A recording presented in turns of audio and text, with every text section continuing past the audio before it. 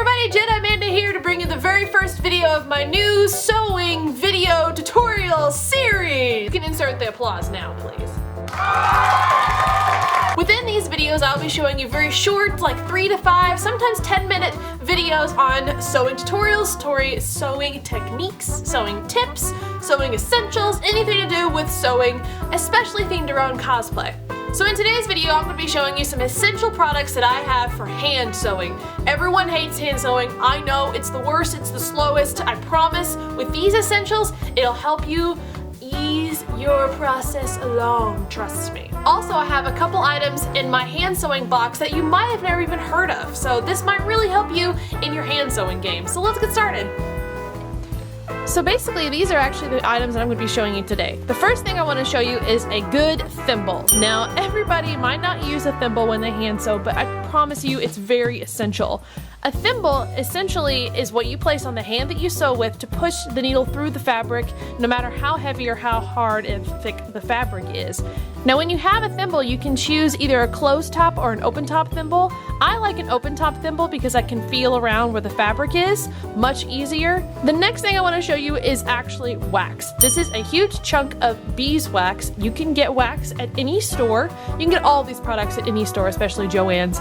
This is actually specifically called beeswax for hand sewing. What you do is that actually when you cut out your thread, you run the wax through the beeswax like this, and it actually strengthens the thread itself so it's less likely to break when sewing. It's truly, truly an essential in hand sewing, beeswax is.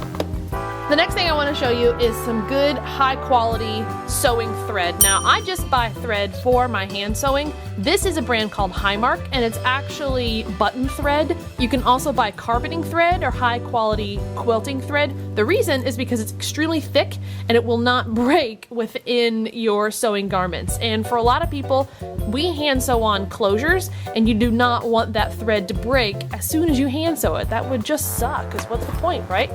Second to last thing I want to show you is a pair of tiny scissors to have. Now these are about a medium-sized scissor, but have some scissors in your sewing box with you at all the time so you can cut and snip, not have to use gigantic scissors, something like this, versus to cut your thread. It's much easier to have something small with you.